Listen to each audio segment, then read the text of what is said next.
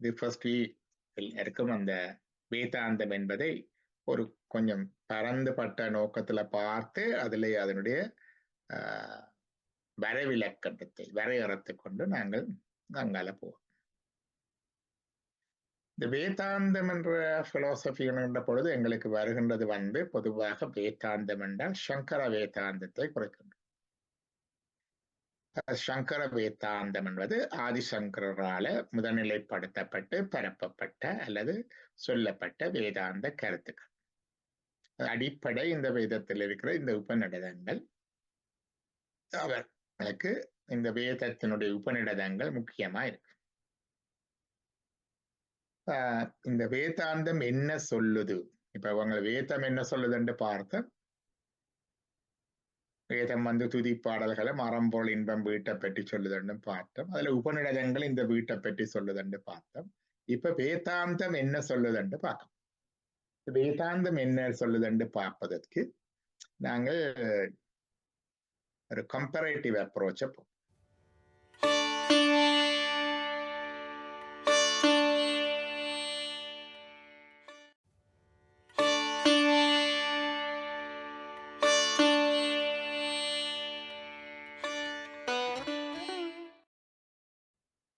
அனைவருக்கும் வணக்கம். Greetings to all.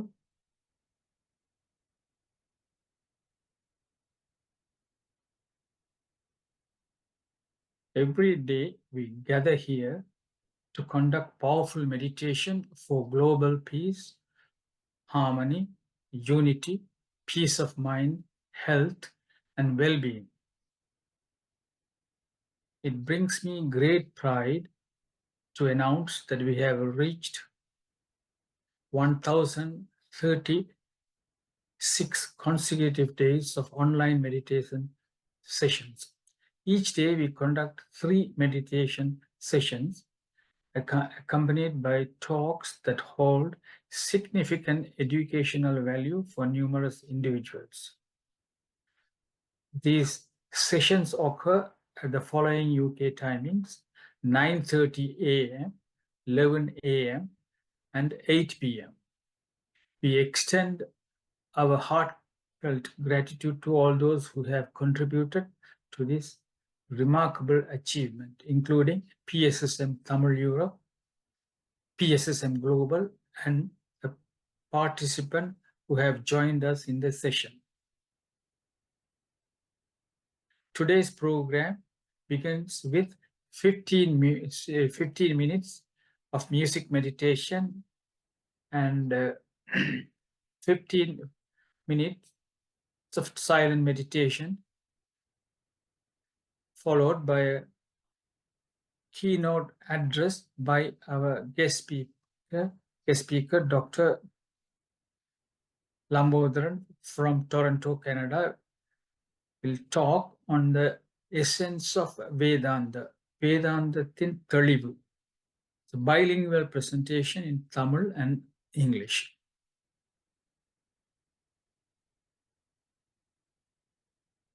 Now, Arundhati Master will conduct a meditation now. அனைவருக்கும் வணக்கம். இத்தியானத்தில் கலந்து கொண்டிருக்கும் அனைவருக்கும் நன்றி. மனதை வறுமையாக்கி மனதை எண்ணமற்ற நிலையில் வைப்பதே தியானம் ஆகும். மனதை நாம் எவ்வளவுக்கு வறுமையாக்கிறோமோ அவ்வளவுக்கு நமக்கு பிரபஞ்ச ஆற்றலை பெறும் தன்மை நமக்கு கிடைக்கும். நாம் பிரபஞ்ச ஆற்றலை பெறும்போது ஆரோக்கியமான வாழ்க்கை வாழக்கூடியதாக இருக்கும். நோயற்ற எதிர்ப்பு சக்தி, அதாவது நோய் எதிர்ப்பு சக்தி உள்ள வாழ்க்கையை வாழ்ந்து கொண்டு இருக்கலாம். அதற்கு செய்யும் போது எத்தனையோ எண்ணங்கள் அந்த எண்ணத்தை விடுத்து மீண்டும் மீண்டும் நமது மூச்சில் வருவது தியானமாகும். நாம் எவ்வாறு கவனிப்போம். தியானத்திற்கு முன்பும் பின்பும் இளம் சூடான தொண்டை வறட்சி ஒரு சுகமான ஆசனத்தில் அமர்ந்து கொள்ளுங்கள். மூக்கு கண்ணாடி அணிந்திருந்தால் அதை கழட்டி வையுங்கள். நேராக அமர்ந்து உங்களுக்கு சுகமாக இருக்கும் ஆசனத்தில் அமர்ந்து கொண்டு கால் பாதத்தை இவ்வாறு ஒன்றன் மேல் ஒன்றாக வைத்துக் கொள்ளுங்கள். கைகளை இவ்வாறு கோர்த்து மடி மீது வைத்துக் கொள்ளுங்கள். கண்களை மிருதுவாக மூடிக்கொண்டு நமது உடலில் இயல்பாக இயற்கையாக நடந்து கொண்டிருக்கும் உள்மூச்சு வெளிமூச்சை கவனித்த வண்ணம் இருத்தல் வேண்டும். எண்ணங்கள் தோன்றுவது இயல்பு. எண்ணங்கள் தோன்றும் போது மீண்டும் மீண்டும் மீண்டும் நாம் நமது மூச்சை கவனித்தல் வேண்டும். ஒரு நிலையில் எண்ணமற்ற நிலை உண்டாகும் போது நமது உச்சந்தலையினூடாக பிரபஞ்ச சக்தி என்னும் ஆற்றலை நாம் பெற்று நமது உடலில் உள்ள உபாதைகளை சீராக்கும் இரத்தோட்டத்தின் மூலம் சீராக செய்து நாம் ஒரு ஆனந்தமான ஆரோக்கியமான வாழ்க்கை வாழலாம். முதல் 15 நிமிடங்கள் இசை தியானம், அடுத்த 15 நிமிடங்கள் மௌன தியானம் நடைபெறும். இப்பொழுது ஆங்கிலத்தில் எவ்வாறு தியானம் செய்வது என்பதை பார்ப்போம். Take any comfortable posture. If you are sitting on a chair, cross your leg, interlock your fingers and place it on your lap. Before and after meditation, you can drink lukewarm water. It will avoid dryness of your throat. So now take a comfortable posture. Interlock your fingers and place it on your lap. Cross your feet and close your eyes. Observe your normal, natural breathing. Whenever thoughts come, please come back to your normal, natural breathing. There will be a background music to relax your mind. First 15 minutes, music meditation, followed by silence meditation for 15 minutes. Thank you.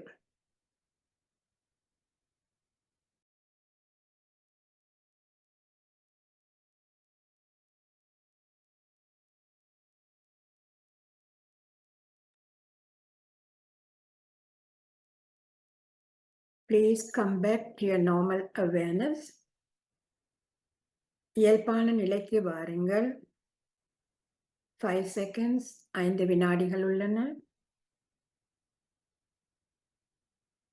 Take your hands and place it on your eyes, please. கைகளை கண்களில் ஒற்றி வையுங்கள். 5, 4, 3, 2, 1. இப்பொழுது உங்கள் கைகளை எடுத்துவிட்டு நாம் ஒரு அருமையான தியானம் செய்ததற்காக கைகளை தட்டிக் கொள்வோம். Now remove your hands and look inside your palm and give a clap for the meditation that we have done today. Thank you, thank you, thank you.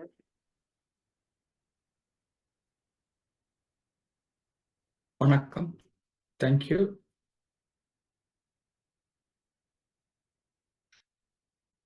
Whenever meditation is done collectively together in many countries, the energy that all of us receive from the cosmos becomes a social energy and force that expands into our homes, neighborhoods, towns, country, and the whole world, creating feelings of peace, harmony, and well-being worldwide.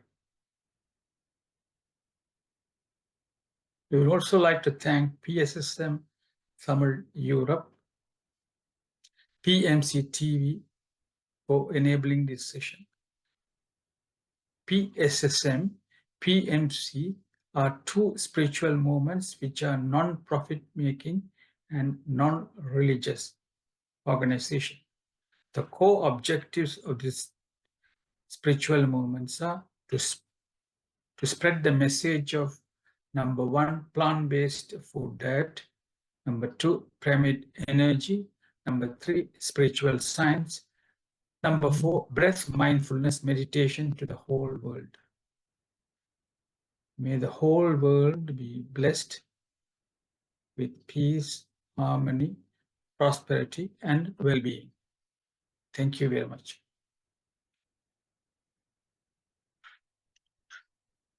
Today, our speaker, Dr.R.Lumbotharan, the founder of Saiva Siddhanta Peedam and its wing, Knowing Our Roots, is committed to sharing the wisdom of Saiva Siddhanta, the choicest theology of Tamils. He is doing this by conducting Sunday classes for kids and youth, weekly satsang meetings, radio talk shows, speeches, writings, and regular pilgrimages and field visits. He has written many articles in the Tamil and English on this subject. Dr.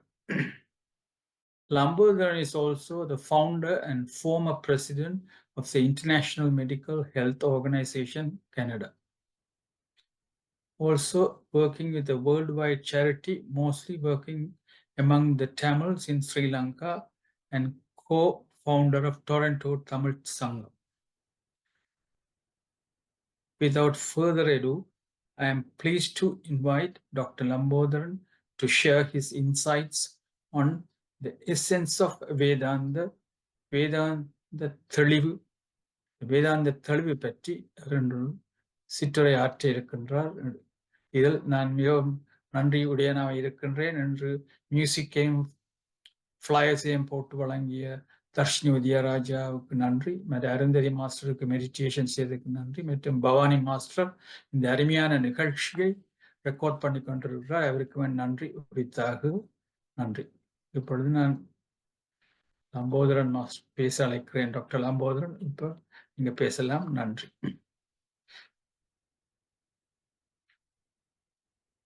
மங்களம். ஐந்தே கரத்தனை ஆனை முகத்தனை இந்தின் கிளம்பிறை போலும் எயிற்றனை அந்தி மகந்தனை ஞான கொழுந்தினை முந்தியில் வைத்தடி ஒட்டுகின்றேனே.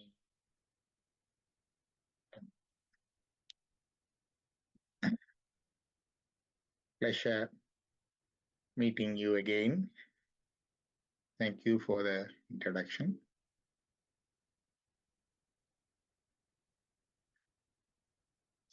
This time we are talking about Vedanta தெளிவு, the essence of Vedanta.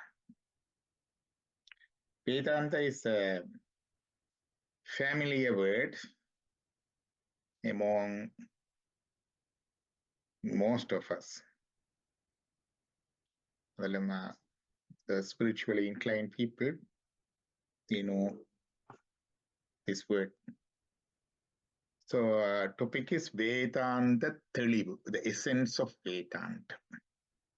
As usual, we need to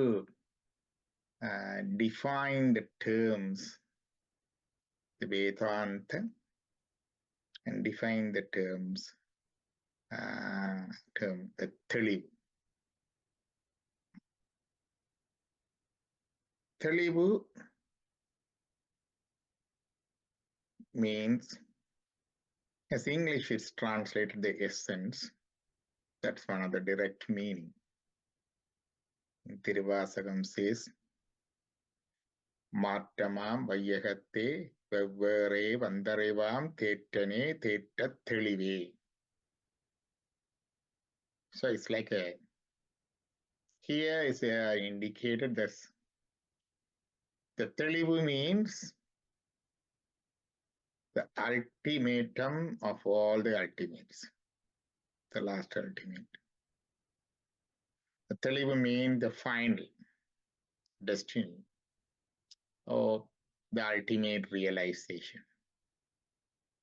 இங்க தெளிவு என்பது தனி அந்த தேறல், அந்த சாறு, எசன்ஸ் என்றதை கருத்தையும் தாண்டி எங்களுடைய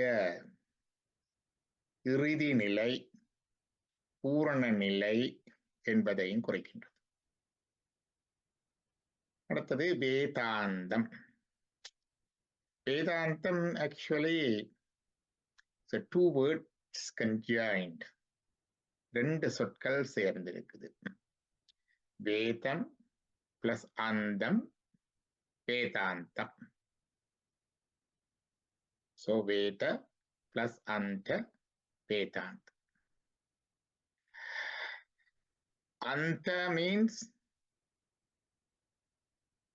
the end. That's one thing. Anta means the depth.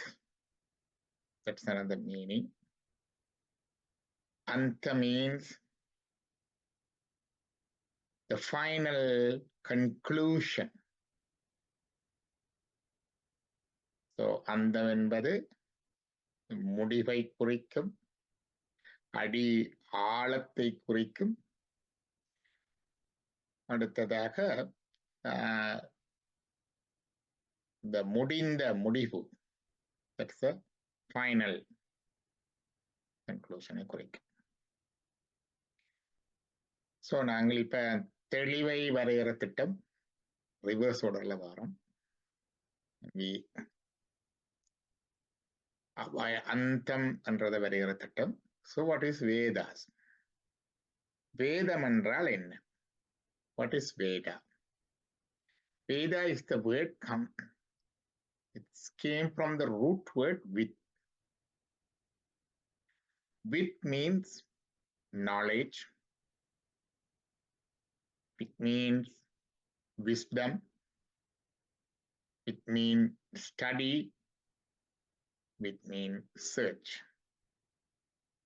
The with என்பது அறிவு, ஞானம், படிப்பு, தேடல் முதலான பல பொருட்களை தரும். So the Vedam means the source of all this. The knowledge, the search, the wisdom and study is Vedam. So we have the traditionally among the Hindus, we say in our religion we have 4 Vedas: Rig, Yajur, Sama, Atharvana. So these are traditionally considered as Vedas.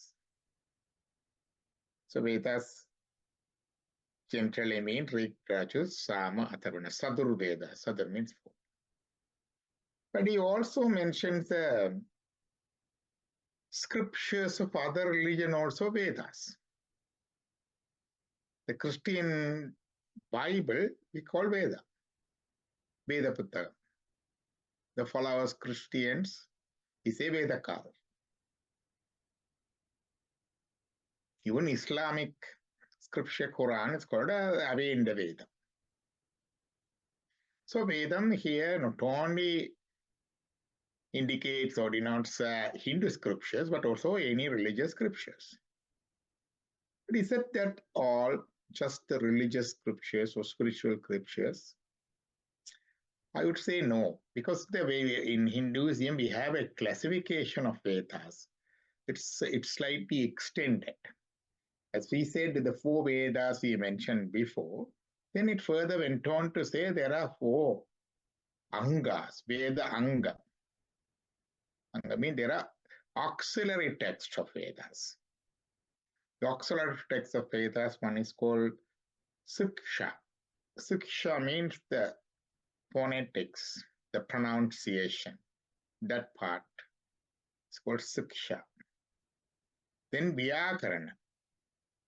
Vyakarana means the grammar. Then Nritta. Nritta means etymology, philology. That means the root words. Like I said, the Veda, I explained that. Like that. That part is of the language is called Nritta. Then Santo Visidi. Santo Visidi is related to the Sandam or meter, prosody. இது வெண்பா, இது கலிப்பா, இது துள்ளலிசை. So that defines different meters and prosody of the songs and the language and the presentation. These 4 parts deals with the language and communication, the pronunciation, the etymology, philology, and what he called the meter, prosody, grammar, all those things deals with language. The next one is called astrology. We all know that. You may have some talks on that too. It's about the planetary positions and the time, the calculations, and all those things, astrology. Then the last one is called Kalpa. Kalpa is the rituals, outline certain rituals, how to do that and everything. So the 6 parts considers as an auxiliary text.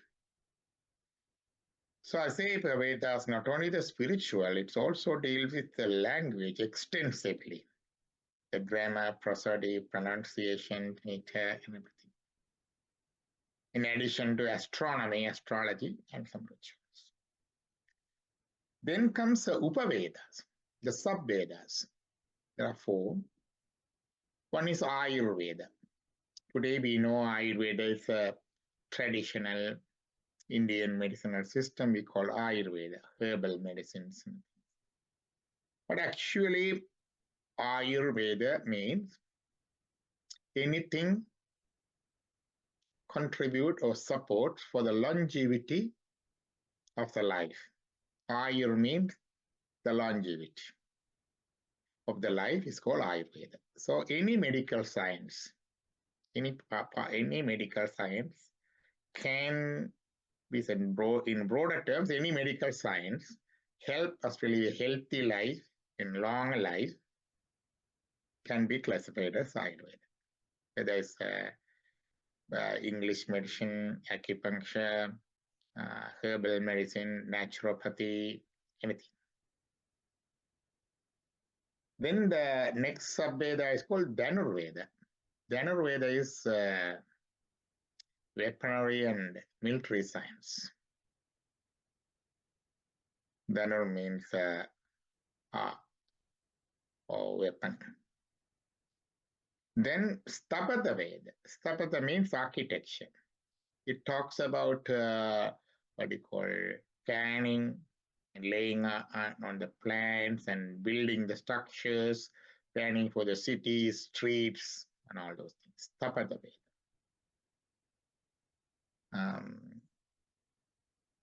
Our temple architecture books and everything's based on the Stapata Veda books. And the last part, Upaveda, is called Gandharva Veda. Gandharva Veda is fine arts, entertainment, hospitality, music, dance, everything's Gandharva Vedas. So Vedas now expanded further, including these also. Not only these, there are some sub-auxiliary texts of Vedas or Smritis. Smritis look like law books, compilation of law books. Manusmriti, Parasara Smriti. It talks about the laws, bylaws, rules, and regulations. It has outdated laws too. Some of the laws at that, but we know that sometime emergency laws, COVID time, we have different laws and different rules, right? Now we are more relaxed about it. If these laws are written down after 100 years or 200 years, people look at those COVID regulations because, whoa, what's the stupid thing they did at that time, like that. But it's a collection, yes. It's a from this evolved the current legal system, I would say. Then there's a Nyaya. Nyaya means the logical approach, and we say scientific approach. In scientific approach, we do research practically. In the logical approach, they don't do the research, but they logically analyze. Logical, analytical way, they search for the truth. That's the logic, Nyaya. Then they had Puranas. Puranas are almost like a history with mythology, interwoven with the mythological stories. There are tales of histories of the previous past history, prehistoric events, and other things. Then the last one, the Mimamsa, is the philosophies of life. So if you now say these 4 Vedas and 4 Anga Vedas, Angas, Shadanga, 6 Angas, Shadanga. All our rituals called Shadanga because it's conducted as per the 6 Anganu. Then these 4 Upavedas, 4 auxiliary Vedas, and if we compile together, we could say all the knowledge comes there. Even if we study mathematics, physics, astronomy, business, management, law, language, linguistics, medicine, engineering, accounting, whatever the field you choose, it comes under Vedas. So basically, Veda is all the knowledge compounded together, still growing. The people who discover something and expose things, they call rishis. Rish mean is visualizing. Drishti mean is more vision, parvai. Like that, there are many prominent rishis revealed many aspects of their thoughts and their discoveries in Vedas. It is in astrology. Even astrology is interested. It mentioned about Greek astrologers. It says Javana rishis. It's mentioned there, Javana rishis. It talks about Greek astrology. So anyone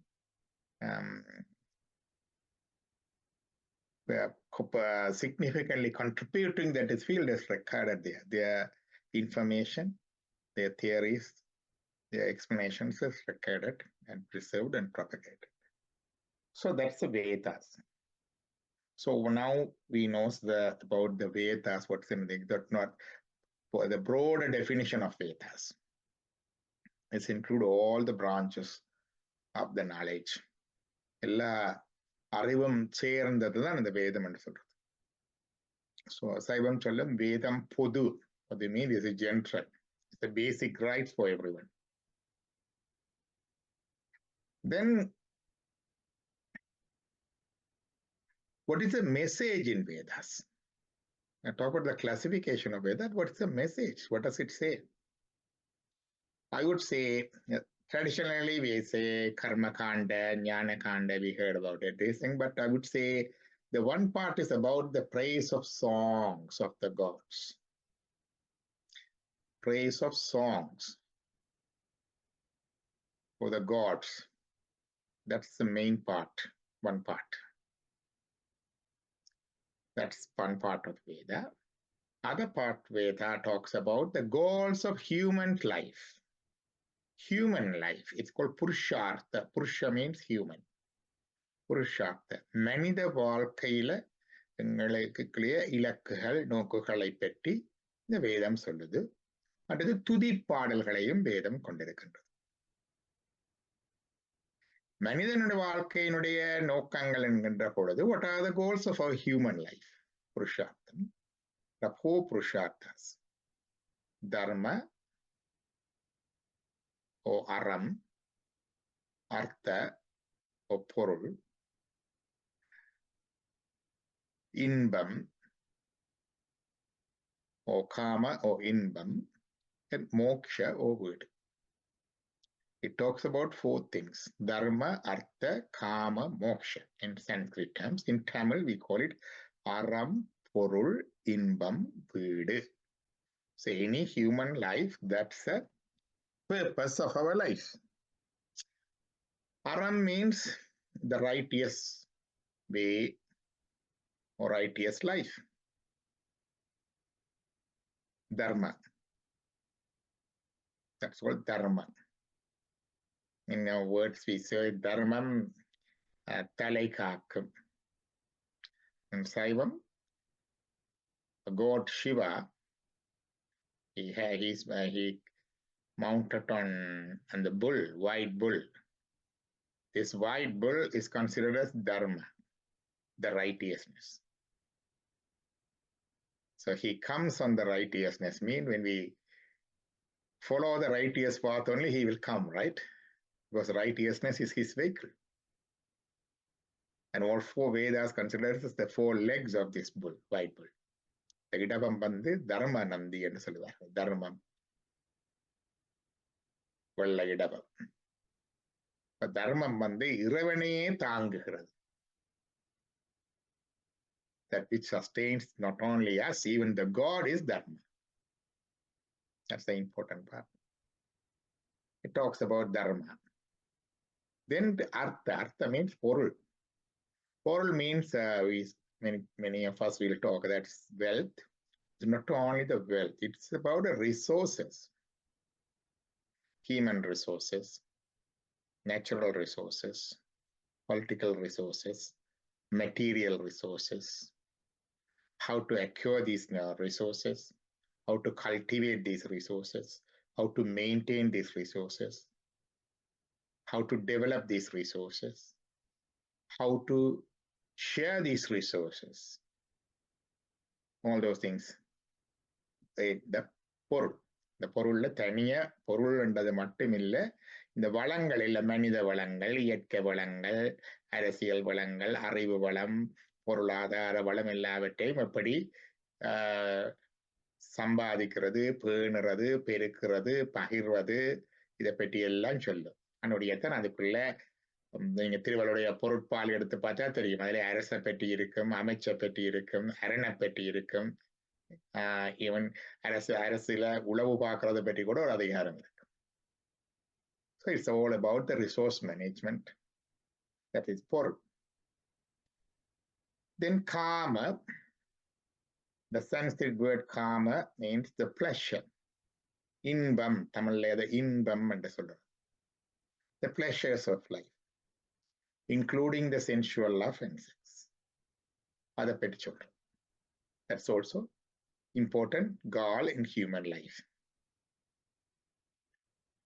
Then last one is moksha or வீடு. Moksha or வீடு. That's the final perfection. In there's a song by said to be from up there. It says, if these 4 things are in 4 lines, ஈதல் அறம், sharing is 7, அறம், தீவினை விட்டு ஈட்டல் பொருள்,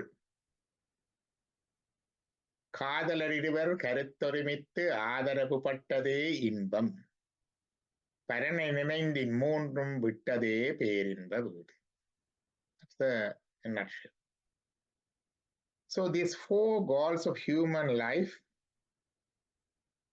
is the message in Vedas. So talks Vedas is, now we know the broader way we are seeing the Vedas. Talk about all those things. துதிப்பாடல்கள் இருக்குது, அறம்பொருள் இன்பம் வீட்டை பற்றி சொல்லுது வேதங்கள். வேதத்துல இந்த வீடு என்கிற மோக்ஷம் சொல்ற பகுதி சொல்லுவார்கள் உபநிடதம், Upanishads. The section of Vedas, they talk extensively about the last part, moksha, the spiritual liberation, is called Upanishads. Upanishads are the close conversation between the people, the guru and Sishya, sometimes a king, another person, sometimes the husband and the wife, sometimes father and a son. Sometimes it says what you call a deity with a person. So it's like a conversation between the two that were recorded or written down in Upanishads. இருவருக்கு இடையில அல்ல 3 பேருக்கு இடையில நடக்கிற ஆன்மீகம் சம்பந்தமான உரையாடல்கள் இந்த உபநிடதத்துல இருக்குது. உப என்றால் அருகே, கிட்ட, they are close. I say they are in a close conversation. So these were recorded in Upanishads. இந்த உபநிடதங்கள் நிறைய இருக்குது. But we have now about 108 Upanishads is available for us. Some of them are only in names. It's hard to locate. They say there were many Upanishads, but 108 are. Among these 108 Upanishads, 10 Upanishads important for Vedantis. Dasa Upanishad. Shankaracharya wrote commentary on those 10 Upanishads and quoted these 10 Upanishads extensively in his commentary on Brahma Sutra, Adi Shankara, the founder of Vedanta philosophy. We can't say founder. He's even the Vedanta, even before that, he's the one established and propagated Vedanta. Then there are 5 Upanishads, 36 Upanishads important for Saivas. Among them, 5 are very important for Saiva Siddhantas. And there are 5 Upanishads important for Vaishnavites. There are 5 Upanishads important for Shaktas. But everyone accept all Upanishads, but certain Upanishads are special for certain sections or certain schools of thought. These Upanishads are called Vedandam. Now we come to that Vedandam. சுத்தி இப்பதான் இந்த வேதாந்தம் என்றால் என்ன? இந்த உபநிடதங்களைத்தான் வேதாந்தம் என்று சொல்லுவார். அதாவது இந்த வேதங்கள் எல்லா அறிவையும் சொல்லுகிற வேதங்கள், சகல அறிவையும் சொல்லுகின்ற வேதங்கள், அதனுள்ளே துதிப்பாடல்கள் இருக்கின்றன. மனித வாழ்க்கையின் நோக்கத்தை சொல்லுகின்ற பகுதிகள் அறம், பொருள், இன்பம், வீடு என்பவற்றை இருக்கின்றன. இந்த வீடு என்பதை சொல்லுகின்ற பகுதி உபநிடதங்கள், அது உரையாடல்களாக இருக்கின்றது. அந்த உபநிடதங்களைத்தான் வேதாந்தம் என்ற சொல்லால் குறிக்கிறோம். இப்ப நாங்கள் we defined our title இன்றைக்கு. We defined our title வேதாந்த தெளிவு.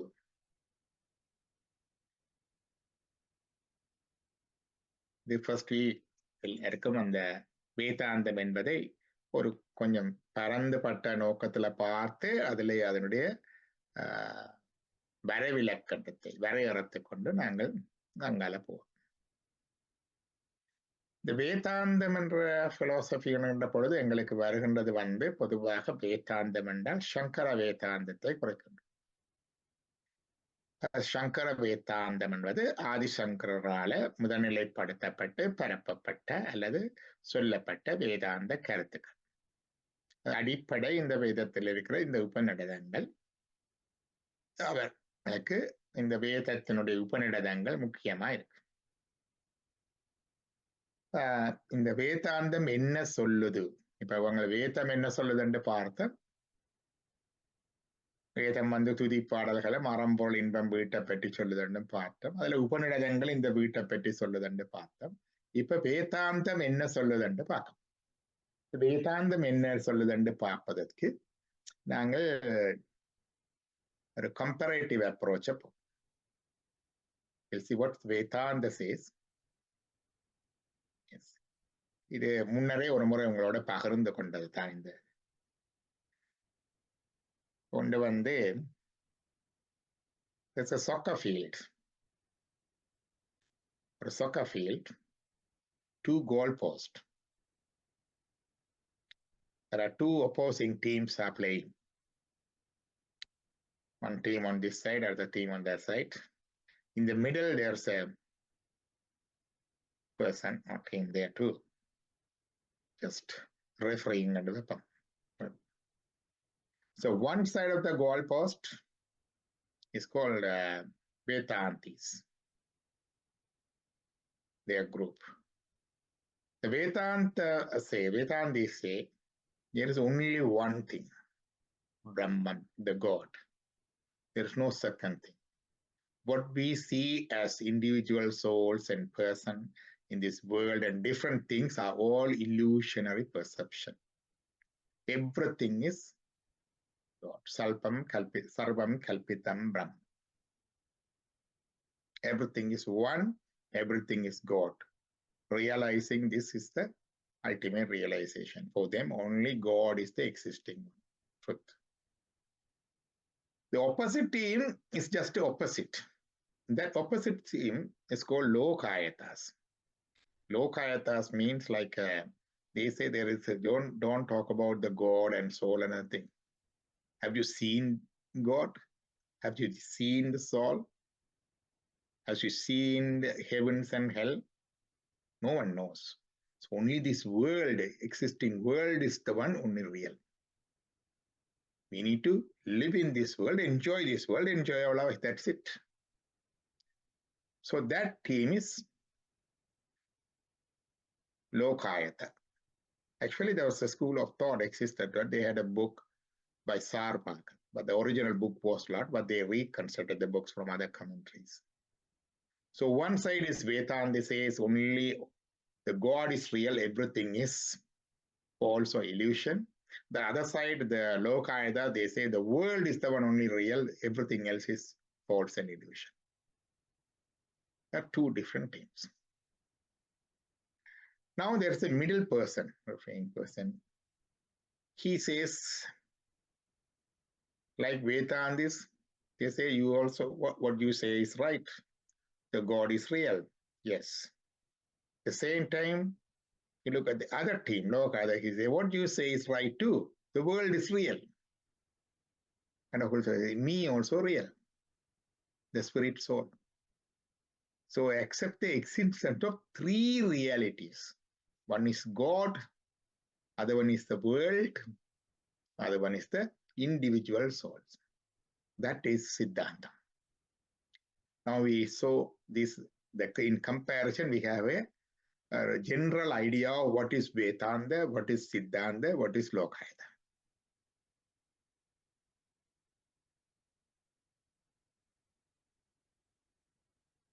So that's the triple entities is the basis of Saiva Siddhanta. Unity of one entity is the basis of Vedanta. So in the Vedanta,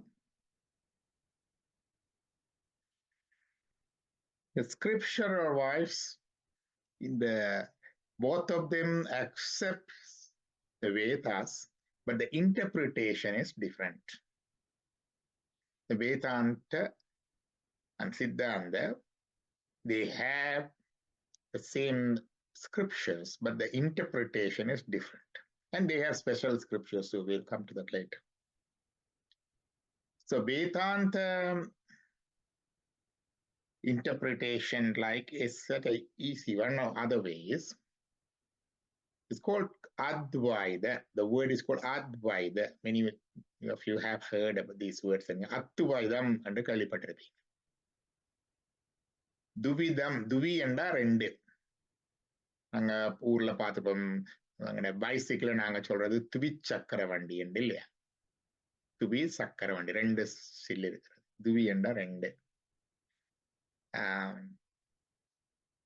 A andal Edirmare. Adubidam ரெண்டு இல்லை ரெண்டு இல்லை என்பது ஆதுவிதம். ரெண்டு இல்லை என்று சொல்லுவது வேதாந்தம், ரெண்டு அல்ல என்று சொல்லுவது சித்தாந்தம்.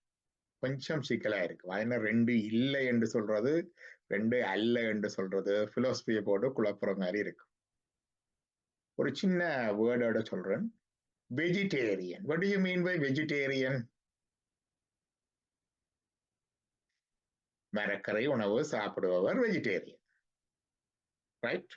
We eat vegetables, vegetarian. What is the opposite word? Non-vegetarian.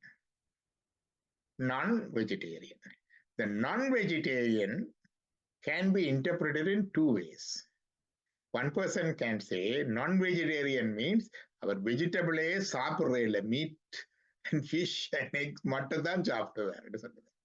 Because non-vegetarian. Other person சொல்லுவார் non-vegetarian. No. He eats vegetables too. Non-vegetarians eat vegetables too. You understand? Just for the explanation. Like that Advaitathila, one person says, no, not two, only one. Other person say, no.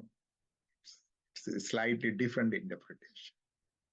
That like the non-vegetarian can be interpreted in two ways. The Advaitam also interpreted in two ways. One interpretation is Siddhanta, other interpretation is Vedanta. So ultimate, what is the ultimate? When we say have you heard, you must have heard of Mahavakyas, the great utterances.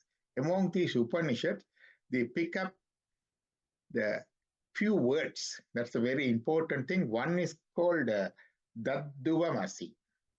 Dadduvamasi. Dadduvamasi. It's three words together. That means other. Duva means me, you. That means that. You means you. Asi means becomes. Dadduvamasi. Dadduvamasi is interpreted in Vedanta as you are that. Ni adu. In Siddhantam, ni adu aharai. You become that. You become that. There's a slightest twist in the interpretation. The same thing, aham brahmasmi. Aham means myself. Brahman is the God. Asmi means I am, இருக்கிறேன். So, நான் பிரம்மமாய் இருக்கிறேன் என்பது சைவ சித்தாந்தம். நானே பிரம்மம் என்பது வேதாந்தம். So both slightly twist in interpretation.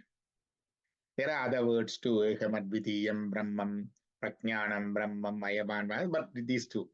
So there is an interpretational twist of the same utterings and word and scriptures by Vedantin and Siddhantin. That forms the foundation of two different philosophies. The two different philosophies comes. What do they say is, at the end, when you become the realized state with the final state, the Vedantam is, you are the one, the God. You realize that, release from all your entanglements, you are free. That is moksha. Siddhanta says, you attain that state, one with the God, but still there is existence of yourself and the God and the world. So that is the difference. அது சொல்றான்னு கேட்டா சைவ சித்தாந்தம் வேதாந்தம் சொல்லும் கடைசி நிலையில பிரம்மம் ஒன்றே, இரண்டாவது ஒன்று இல்லை, எல்லாம் பிரம்மம் தான்.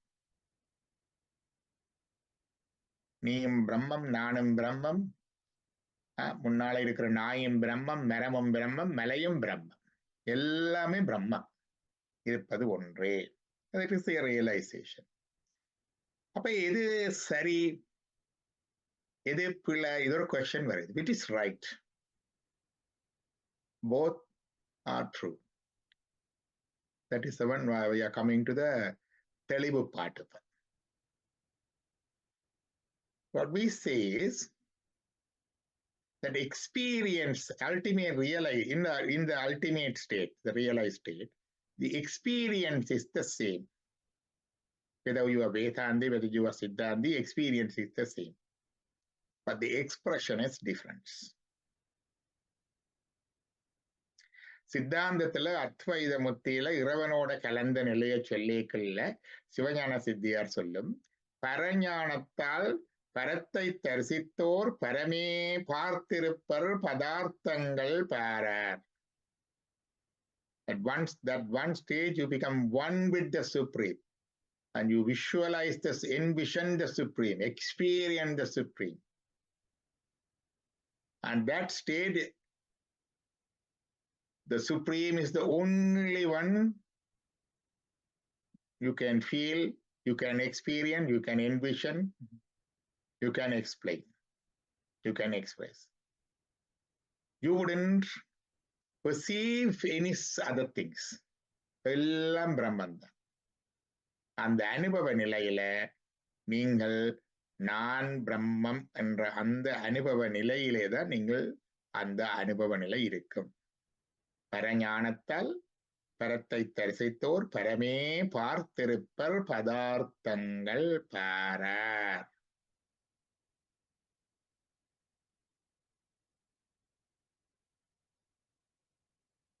அந்த ஸ்டேட், the same experience தான் வேதாந்தம். இந்த கடைசி பந்த நிலையில there is only Brahman, there is no second thing to perceive, nothing else, everything is Brahman.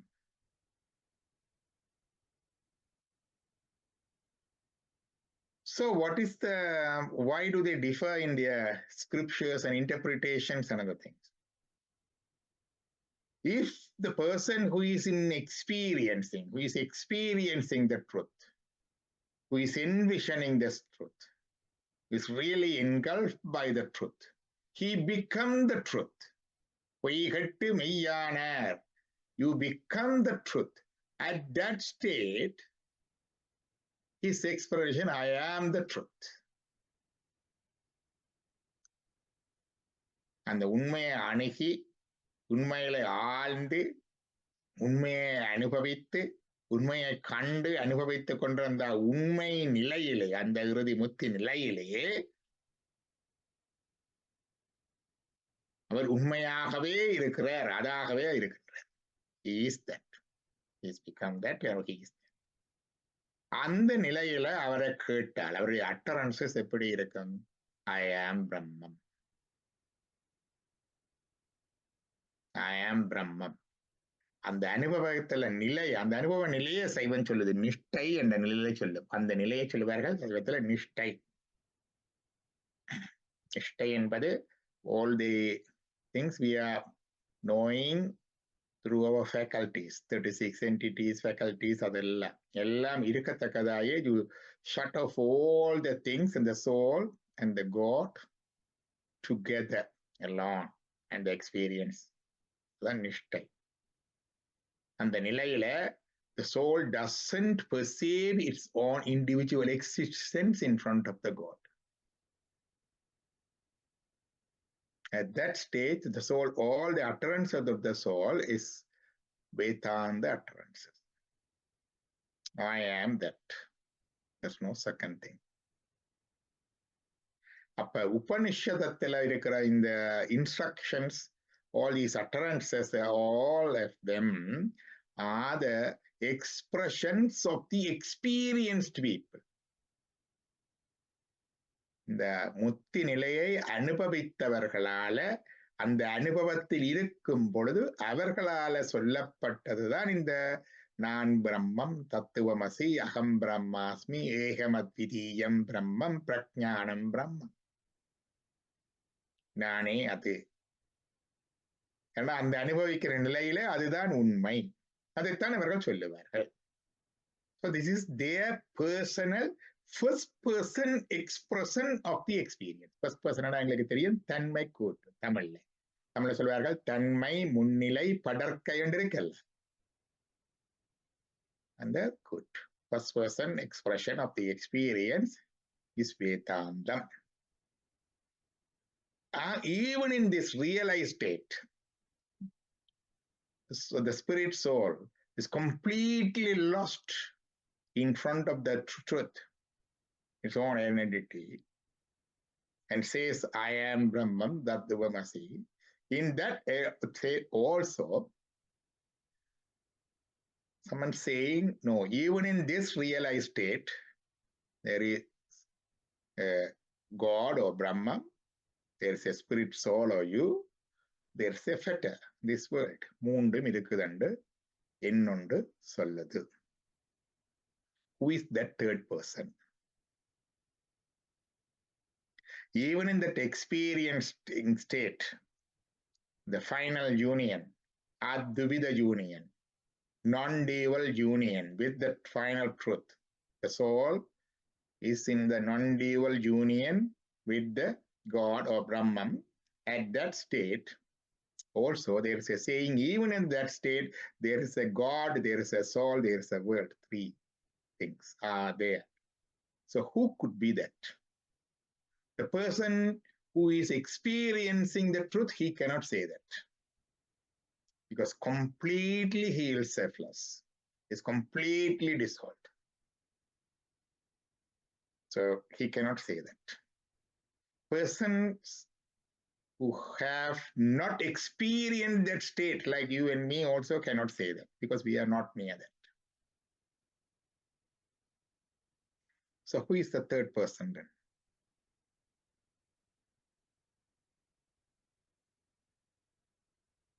The God himself.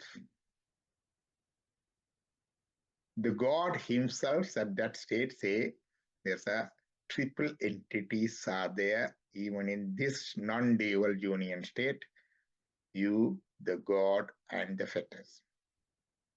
The world. We can, technicality, we can say the world, but actually it's a fetter. None other than the God can say that. The triple entity, none other than the God cannot say that. That's where there are special scriptures for Saiva Siddhanta called Agamas. All the Agamas says it come from Shiva.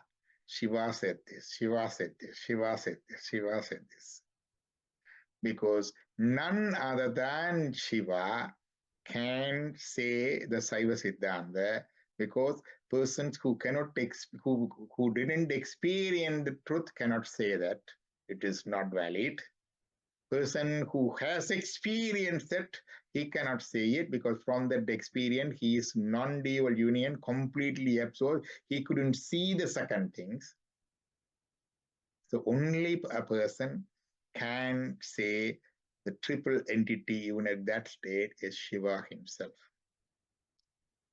That is Saiva Siddhanta. So Veda experience is the same, non-dual union with the truth, the Brahman, the God. But expression is different. The first person expression of the experience by the person experiencing is Vedanta. Tanmai கூற்று. தான் தன்னபடி தன்மை கூற்று. தமிழ்ல பிலக்கணத்துல தன்மை என்று first person expression. Third person expression of the same experience is Saiva Siddhantam. படற்கை கூற்று. மூன்றாவதால் சொல்றது. Third person expression. Who is the third person? None other than the God can be the third person. That is Saiva Siddhanta. That's why the whole set of scriptures unique to Saiva Siddhanta is there for Sivagamas. There are 28 Sigamahamas, 207 Upagamas. Unfortunately, not very popular among us, but the truth is there. As Saiva Siddhantam, this is the Vedantam and Siddhantam. So both the experience is the same, the expression is different. They share the common Vedas, they share common Upanishad. They even takes the great utterances that Duvamasi Aham Brahmasmi Ekam Advidiyam Brahman, but there's a twist of interpretation in between the both, gives you two different philosophy.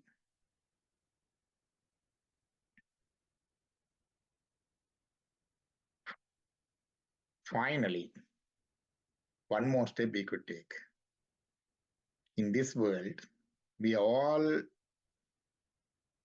striving for, looking for, working for perfection. Everyone want. We want the perfect health or body, the perfect wealth, the perfect appearance or beauty, supreme or perfect fame. the perfect power, right?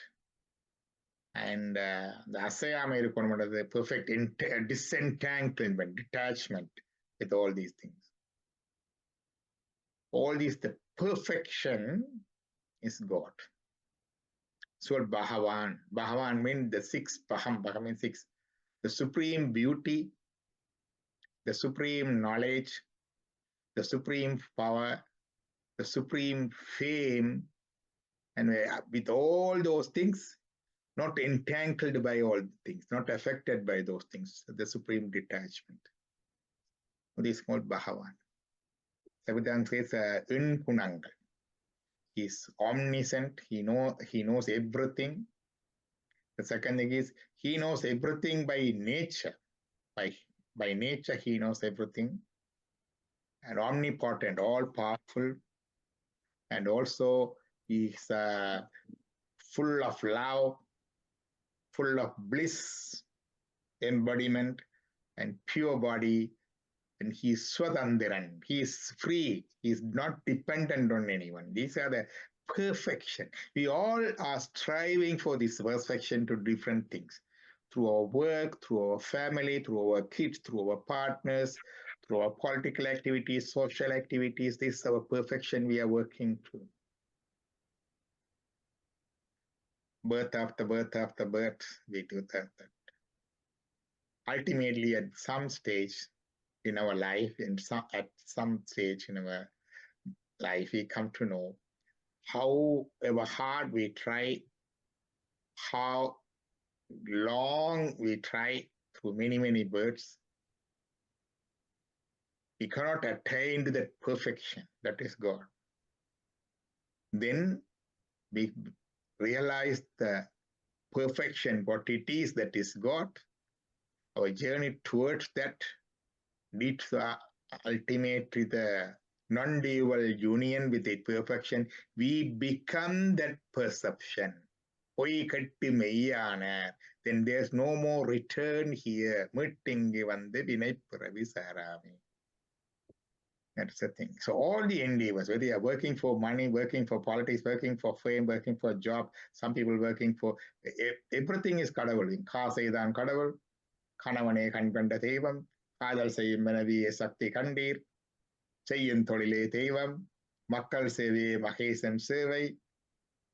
There are many beings we are seeking that perfection as God. Ultimately, the perfection is the God, the truth, the final truth. We become that perfection. Our journey is over. That is the final liberation. That's the Vedanta Telivu, the ultimate. I said the Telivandadukku meaning the ultimatum. This is our ultimate. Whether we know it or not, whether we are aware of it or not, whether we acknowledge it or not, that is the ultimate. We are all working on it. Thank you. நன்றி. மிக்க நன்றி.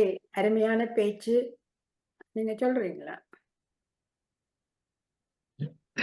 இப்பொழுது நாங்கள் அவருக்கு நன்றி தெரிவிக்கும் விதமாக ஒரு 30 வினாடிகள் கைதட்டுங்கள். 30 கைதட்டுகள்.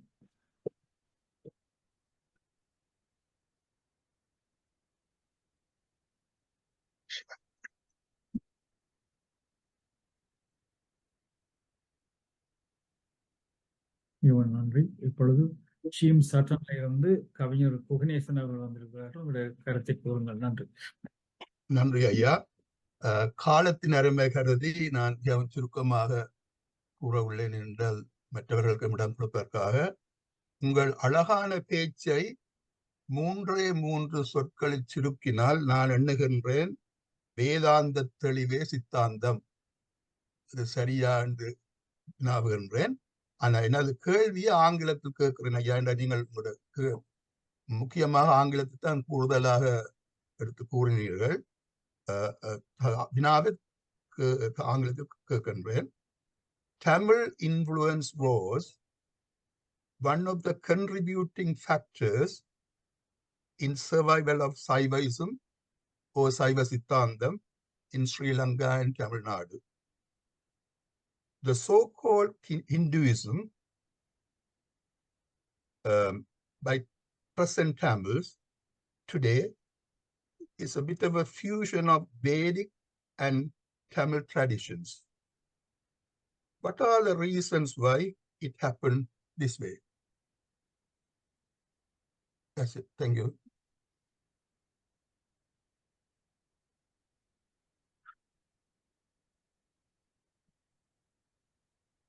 Unmute பண்ண வேணும். வேதாந்த தெளிவே சைவ சித்தாந்தம் உண்மை. நாங்கள் இன்னொரு நாளைக்கு சித்தாந்த தெளிவை பற்றி பேசலாம். பிறகு the Tamil influence Saiva Siddhantam. The Saiva Siddhantam was marked as a choices product of Dravidian intellect. G.G. Pope mentioned that the Saiva Siddhanta is a choices product of Dravidian intellect. Many of us very proud about that saying. But I have my reservations. One thing is, G.G. Pope as mentioned, I don't know whether he will accept that what he called Christianity or Christian theology is a choices product of Middle East. They wouldn't say that. So that is a revelation from the God. I would say Saiva Siddhantam is a revelation from the God. But the scriptures, the origin and the scriptures of the Saiva Siddhantam, the Vas is a pan-Indian phenomena. Was existing even in Kashmir, Nepal, and North India. It's flourished very well. But now, the Tamils of South India and Sri Lanka and the diaspora now happen to be the traditional custodians of Saiva Siddhanta. I would say we happen to be the traditional custodians of Saiva Siddhanta.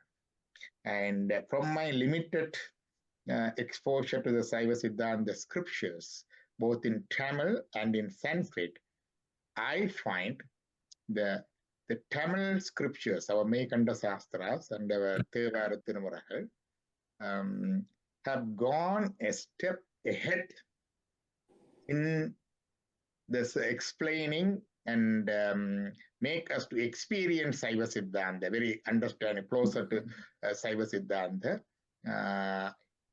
very specially. So that is the uniqueness of our Saiva Siddhanta. Now has a complete, it's independent. It can be explained, studied, and researched in Tamil alone. It doesn't need any other Sanskrit scripture. That is an independency. We have it now. But it accepts Vedas, Upanishads, even the Mahavakyas I mentioned about it, openly mentioned in Sivanyana Potham and Tirukalitapadi and Mekanda Sastras. Thank you. Thank you. Thank you very much. Next we have Varada Sharmanathan amma நீங்க பேசலாம். அதுக்கு அடுத்ததாக mister தவரண்ணம் ரெடியா இருங்க. வணக்கம். இன்றைய உரை எங்களை வெளிப்படைய செய்தது, அதற்கு நன்றி. எனது கேள்விகள் 2. 1, சைவ சித்தாந்தத்திலே வேதாந்தத்திலே 2 துறைகளிலும் மாயை பற்றி கூறப்படுவதை சிறிது விளக்க வேண்டும். அடுத்ததாக, திருவாசகத்தில் மாணிக்கவாசகர் பொய்கட்டு மெய்யானார், அவரே சொல்லுகிறார். திருமூலர் பொய்கட்டு மெய்யானார் என்று நம்புகிறேன். ஆனால் இந்த உடம்பை பற்றி கூறும் பொழுது மாணிக்கவாசகர் எங்கெங்கெல்லாம் புலால் உடம்பு அப்படி அப்படி அப்படி பல இடங்களிலே கூறுகிறார், வெறுக்கிறார். ஆனால் திருமூலர் இது கோயில், இது பேணப்பட வேண்டியது என்று பல இடங்களிலே கூறுகிறேன். அந்த முறையிலே அந்த வித்தியாசம் திருமூலருக்கும் திருவாசகத்திலே மாணிக்க வாசகருக்கும் எப்படியாக இருக்கிறது என்பதை சற்று விளக்குங்க. நன்றி அம்மா. மாயை என்ற சொல்லு எங்களுக்கு சைவ சித்தாந்தத்திலையும் இருக்கு, வேதாந்தத்திலையும் இருக்கு. ஆனா கம்ப்ளீட்லி டிஃப்ரெண்ட் திங்ஸ். சைவ சித்தாந்தத்துல மாயை நித்தமாய் ஏகநிலையதாய் என்று சொல்லுவார்கள். அது மாயை எவர் பெர்மனன்ட் நலங்கள்ல உண்டாகி இருக்கிறது. மாயை சொல்லுவார்கள் is a material source for the creation. கடவுள் எங்கே இருந்து இந்த உலகத்தை படைத்தார் என்றா ஒன்றும் இல்லாதல இருந்து படைக்க முடியாது. They come to the நியாயம், the logic. இல்லது தோன்றாது, உள்ளது அழியாது. That is science. இல்லது ஒன்றும் இல்லாதல இருந்து கடவுளும் தோற்றுவிக்க முடியாது. ஏதாவது இருந்துதான் தோற்றுவிக்க முடியும். அது அக்செப்ட். அதை பாருங்க. இரண்டாவது அவர் தன்னிலை இருந்து தோற்றுவித்தார் என்றால் கடவுள் is all perfect, full of love, full of knowledge, full of wisdom, improvement. இப்ப அவர்ல இருந்து வந்தது என்றால் how this imperfection come to this world in this creation? And the question well. That way they say Maya is among one of the three fetters. It's used as a material to be used for the creation by the God. Maya சொல்லுவார்கள் it's a material cause for this creation. முதற் காரணம் என்று சொல்லுவார்கள் material cause for this creation. In Vedantam Maya is illusion. பொருள். That's the difference. This Maya is the one in the God forms, Hindu, all the God forms depicted as the is a Jada Sakti. It doesn't have any consciousness, it doesn't have any knowledge. Arivo, unarvo illai. The God uses this one for the creation. But even the Sakti, Shik Shakti, the full of knowledge and bliss and love. That Shakti, Shik Shakti is inseparable aspect of the God. But this Maya is separate from the God. இப்போ அந்த காலத்துல பண்டிதர்மார் படிப்பிக்க சொல்றது சிவபெருமானுடைய மனைவி சக்தி என்றால் இந்த மாயை சொல்றது அவருடைய வைப்பு. அவர் தேவையான பொழுது போய் பாய்ச்சிட்டு பிரிந்தே இருப்பது என்று உதாரணமாக சொல்லுவார். இந்த மாயை இந்த உலகத்துல விரியுது, பிரபஞ்சம் thus is expanded, பிறகு ஒடுங்குது. அதுதான் பிக் பேங் கண்டும் பிக் கிரன்ச் என்றும் இன்றைக்கு சயின்ஸ்ல சொல்றதோட ஒப்பிடலாம். இப்படி விரிந்து சுருங்குவதைத்தான் அந்த நாக பாம்பு குறிக்குது. கடவுள் வச்சிருக்கிற நாக பாம்பு இந்த மாயை அவருக்கு ஒரு உபகரணம், ஒரு ஆபரணம் அல்லது உபகரணம் மாதிரி. இது separate ornament or instrument. So நாகம் இறைவனுக்கு ஆபரணம். அரவாபரணன் தந்தை அருமறை வில்லிபுத்தர் ஆழ்வார் சொல்லுவார். அரவோ உமையவள் சிறுவிரல் மோதிரம் ஔவையார் சொல்லுவார். அரவு பிள்ளையாருக்கு அரைஞான், முருகனுக்கு காலடியில் இருக்கும், விஷ்ணுவுக்கு படுக்கையா இருக்கும். பாம்பு குறிப்பது இந்த மாயை ஒன்று விரிகிறது, இறைவன் படைப்புக்கு பாய்கிறார். இரண்டாவது இந்த உடம்பு, அது அந்த பாதையில போனவருடைய பர்சனல் அஃபினிட்டி. ஒருவர் திருமூலர் வேற விதத்துல இருந்திருக்கிறார். என்ன சொல்ற, உடம்பினை முன்னம் இழுக்கென்று இருந்தேன், உடம்பினுக்குள்ளே அவர் உடம்பை கவனிக்கல. He ignored. This is nasty body, I don't need it என்று தான் இருந்தார். பிறகு then only he realized it should be kept in proper way, it should be looked after என்று வந்தார்.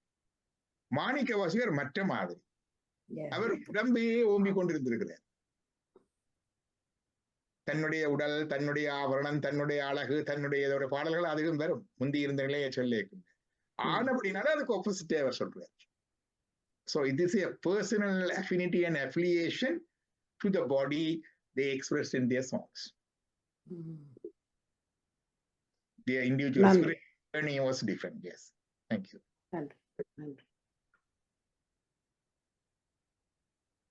மிகவும் நன்றி. இப்பொழுது கனடாவில் இருந்து தாரட்ல மாஸ்டர் நீங்க பேசுங்க.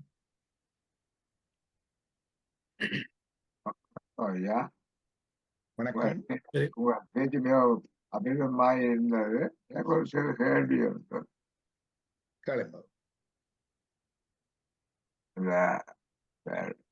விவேகானந்தருடைய 12 புத்தகங்கள்ல பரிசாக 11 புத்தகங்களை நான் பாதித்தேன். அதில் அவர் கூற வேதம் சைவந்தான், சைவத்தை தான் அதை குறிக்கும் என்று சொன்னார். பெரியவங்களோட கருத்து என்ன? என்ன சொன்னார் புரியவில்லை. வேதம் வேதாகம் என்றா சைவம், ஹிந்து என்று சொல்ற. மற்றது எங்களுடைய சித்தர்கள் திருமூலகத்தில் நூற்றுக்கணக்காக சைவத்தில் இருந்திருக்கிறார்கள், இருக்கிறார்கள். இப்ப மற்ற மதங்கள் என்று சொல்லிக்கொள்ள புத்தர், மற்றது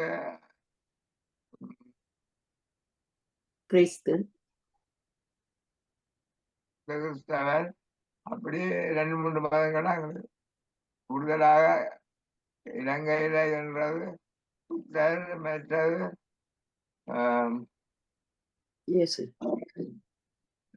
ஜீசஸ், மற்றது முஸ்லிம் மதத்தவர். அப்ப அவைகள் கடவுள் என்றது சைவத்தில் மட்டும்தான் இருக்குன்னு நினைக்கிறேன். சித்தர்கள் இப்ப சித்தராகத்தான் நான் சொல்ல முடியும், அவர் கடவுள் இல்லை. அதே மாதிரி ஈசஸையும் எங்களோட சித்தர் திருமூல அவியல் போன்ற இருக்க முடியும்னு நான் நினைக்கிறேன். அப்படி உங்களோட அபிப்பிராயம் என்ன? நன்றி. விவேகானந்தர் இலங்கைக்கு வந்த பொழுது ஹிந்துஸ் என்று சொன்ன பொழுது சொல்லி இருக்கிறார், you are not Hindus, you are Saivites.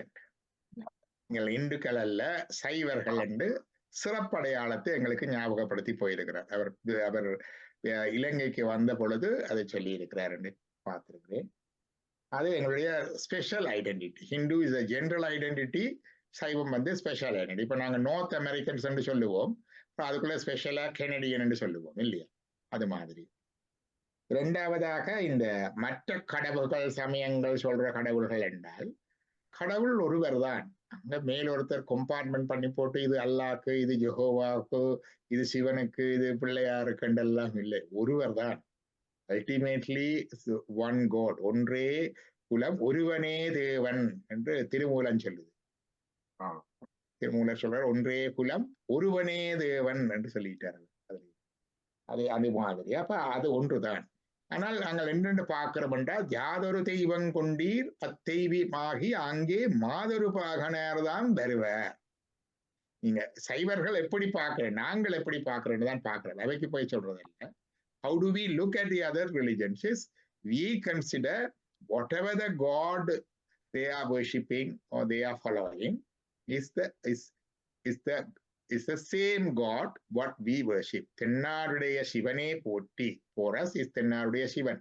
எந்நாட்டவர்க்கு மிரவா போற்றி. All other world is a God in different forms and names. We are all worshipping one and the same God in different names and by different means. That's all. Thank you. நன்றி. அடுத்ததாக Ilford east லண்டன்ல இருந்து doctor Jeganathan, நீங்க பேசுங்க. வணக்கம் எல்லோருக்கும். மிகவும் விளக்கமான பேச்சு டாக்டர் லம்போதரன். உங்களோட பேச்சை கேட்கும்போது இந்த கிரேஸ் அனாட்டமியை படித்ததும் பார்க்க எலிசஸ்ன்ற எசென்ஷியல் அனாட்டமி படித்த மாதிரி இருக்குது. நீங்கள் ஒரு சாரத்தையும் தெளிவையும் சேர்த்து சொன்னீர்கள். நான் சொல்ல வந்தது அது அந்த புத்தகம் 2 மெடிக்கல் புத்தகம் என்னென்ன விளங்கப்படுத்தினார், சாரம் என்பது தெளிவும் சேர்ந்து என்று சொல்லி. மற்றது இன்றைக்கு 2 விஷயங்களை படித்தேன். ஒன்று வந்து நான் நேற்று கேட்ட கேள்வி, இல் பொருளுக்கு அடக்கமான சுருக்கமான விளக்கம் கொடுத்து விட்டீர்கள். மற்றது இந்த பொருள் இல்லாருக்கு இவ்வுலகம் இல்லைன்றதுக்கும் இன்றைக்கு நிறைய விளக்கம் கொடுத்து விட்டீர்கள். ஏன்னா ரிசோர்ஸஸும் பொருள் தான். அப்போ இந்த ஊரில் அதுவும் தேவை. மற்றது இந்த ஒரு பழைய ஒரு சினிமா பாட்டு இருக்கு, அது நான் பிறக்கும் மேலே வந்த படம், வள்ளுவனின் சொல்லே வேதமாவன். அந்த படத்தின் பேரே ஆத்ம சாந்திய. நான் பிறக்கும் முதல் வந்த படம், நான் பார்க்க இல்லை. அந்த பாட்டு இந்த தளத்தில் ஒரு நான் போட்டேன், வள்ளுவன் சொல்லே வேதலாம். அதில் எல்லாமே இருக்குது. நீங்கள் சொன்ன மாதிரி அட்மினிஸ்ட்ரேஷன், ஸ்பையிங் எல்லாம் காமன் இருக்கிறேன். மற்றது வந்து இந்த ரியலைசேஷனும் பெர்ஃபெக்ஷனும் சேம் தான். ரியலைசேஷன்ன்றது 100% உண்மை, பெர்ஃபெக்ஷன்ன்றது 100% தூய்மை. இப்போ என்னை பொறுத்தவரை 2 உண்டு. நான் ஒரு சிம்பிள் ஈக்குவேஷன் தான் பாவிக்கிறது. there are 2 ways of living. ஒன்று வந்து இப்படித்தான் வாழணும், அந்த இப்படித்தான் வாழணுன்றது the need code of practice, code of, அதுதான் சமயம்ன்றது. மற்றவர் சொல்லுவார்கள் எப்படியும் வாழலாம். அப்போ வேற மற்றவரை பார்த்து காப்பி பண்ணக்கூடாது. மற்றவரை பார்த்து எரிச்சல் பண்ணக்கூடாது. அது அவர்ட்ட தெரிவு. நான் அதில் ஒரு சின்ன ஒரு வாக்கியத்தை சொல்றேன். நான் இல்ல. இப்படியும் பண்ணலாம், இப்படியும் பண்ணலாம். நன்றி. அருமையான ஒரு பேச்சு. நன்றி, நன்றி. மிகவும் நன்றி. அடுத்ததாக அருந்ததி மாஸ்டர் லண்டன்ல இருந்து. அனைவருக்கும் வணக்கம். டாக்டர் லம்போ ஐயா, நீங்க அருமையாக விளக்கினீர். ஒரு கஷ்டமான சிக்கலான ஒரு பாடத்தை எங்களுக்கு இலகுவாக எடுத்துக்கொண்டு வந்தீர்கள். அதாவது உபநிடத்திலிருந்து தான் உபநிடதம் என்றால் வேதாந்தம். 108 உபநிடதம் இருக்கு என்று சொல்லி அதன் பிரிவுகள் எல்லாம் சொன்னீர்கள். எனக்கு நான் விளங்கி கொண்டதன்படி, எனக்கு அவ்வளவு நான் அதை படிக்கல, விளங்கி கொண்டதன்படி வேதாந்தத்தின் தெளிவுல நீங்க சொன்னீங்க, வேதாந்தம் என்றா யூ ஆர் த காட், சித்தாந்தம் என்றா யூ அட்டைன்ட் அந்த ஸ்டேட்டஸ் எடுக்கிறீங்க. ஆனால் பேந்து சைவ சித்தாந்தம் யூ பிகம் தட். இந்த சைவ சித்தாந்தம் என்றா God himself என்று சொன்னீங்க. அப்ப 3 இருக்கு, வேதாந்தம், சித்தாந்தம், சைவ சித்தாந்தம். சரிதானே? அப்படிதான் சொன்னீங்க. அப்படியா? சித்தாந்தம் என்றது இங்க சைவ சித்தாந்தம் தான். சித்தாந்தம் என்ற சைவ சித்தாந்தத்தை தான் சித்தாந்தம் வேதாந்தம். ஓகே. கொண்டு வந்தா மாணிக்கவா சொல்லுவார், சித்தமலம் அறிவித்து சிவமாக்கி இணையாண்ட அத்தன் என்றுவர். சிவமாக்கி இணையாண்ட அத்தன். எனக்கு ஒரு கேள்வி என்னன்னா, இப்ப உங்களோட உடம்பே ஆலயம், யூ ஆர் பிகம் காட் என்று சொல்றது. நான் சிவனை விட்டு ஒரு தரம் அந்த சிவன் நிலையை அடைவது, அதாவது அனுபவ நிலை, அனுபவிப்பவர், அனுபவ நிலை வரும்போதா அல்லது எக்ஸ்பீரியன்ஸ் மற்றும் எக்ஸ்பிரஷன் என்று சொன்ன நீங்கள், அப்ப அந்த இடத்துல எப்பொழுது நீங்கள் காட் ஆகிறீர்கள்? சிவனை விட கடவுள் இல்லை என்ற இதை சொல்லி, அப்ப நாங்களும் கடவுள் ஆகலாம், நீயும் கடவுள், நானும் கடவுள் ஆகலாம் என்ற கூற்றுக்கு என்ன என்ன அதுக்கு அதை ஒரு விளங்கப்படுத்துறீங்களா? Our journey is everyone towards that journey. No one is excluded. அது முதலாவது. Only thing is there is some expedited path. Jeganathan சொன்ன மாதிரி there are some ways expedited path. அதை சொல்லுவாருன்னு கேட்டா, பண்டனர் தவத்தால் தோன்றி பரமனை பத்தி பண்ணன் தொண்டரை தானே தூய கதியினில் தொகுப்பன். There are few fortunate souls. They completed all their journey. It's just a fraction of the unfinished business. They come here. And then அவதார பண்றது. அவைய the God himself will take them back. அரமனை தானே தூய கதியினில் தொகுப்பன். அதான் சம்பந்தர் அப்புறம் அப்படி எல்லாம் பார்க்கிறோம். ஆனால் எங்களுக்கு என்னன்னு கேட்டா, we want a code of conduct, religion. கண்டனூல் ஓதி வீடு காதலிப்பவர்க்கு ஈசன் புண்டரிகள் தாள் சேரும் பரிசினை புகழல் விட்டார். So we want to learn from the scriptures, others' wisdom, and we want to go with the expedited way. That's how நாங்கள் எல்லாரும் போய்கொண்டிருக்கிறோம். எப்ப இது கம்ப்ளீட் பண்ணப்படும், when we become that state என்று சொல்லிக்குள்ள, at one stage we would realize that everything is his work. I am not the doer. All those things, if I do the presentation, I am thinking that I am the doer. Everyone clapping the hands and your talk nalla irukanda, it's a bit of a pride. At some stage one thing, it's not I am not the doer. I am just an instrument. He is the one is operating behind it. And the state. I would explain another term. You know the Gita-upadesa picture, the Krishna and Arjuna on the chariot. The Gita-upadesa picture, Krishna was on the front. He's in charge of the chariot and the horses. Arjuna was behind. And Krishna was instructing to Arjuna. So that's the state. Now we also have the chariot is our body. God is here, Krishna. And Arjuna is us, the soul. But what we do is, we don't let the God to drive the chariot. We are having the lagoons of the horses, and we are driving the chariot. It's a war field, battlefield, and we have to have a Kandivum, we have to shoot the arrows too. How hard is our journey? We had to control the horses, he has to ride the chariot, and you had to shoot the arrows, and you had to escape from the arrows coming. But if we put the God in charge, let him ride. At the same time, we are not just doing nothing or anything like that. We don't go idle. We still shoot our arrows. That's the way. Let him to take in charge of our journey. சொல்லுவார்கள் என்று கேட்டா ஆன்ம போதம் அண்டா I am the doer, my soul is the taking prominent. சிவபோதம், the God is taking the lead. And that stage வரைக்குள்ள this is the experience. That is one of the way we explain. There are many ways, but this is a simple way.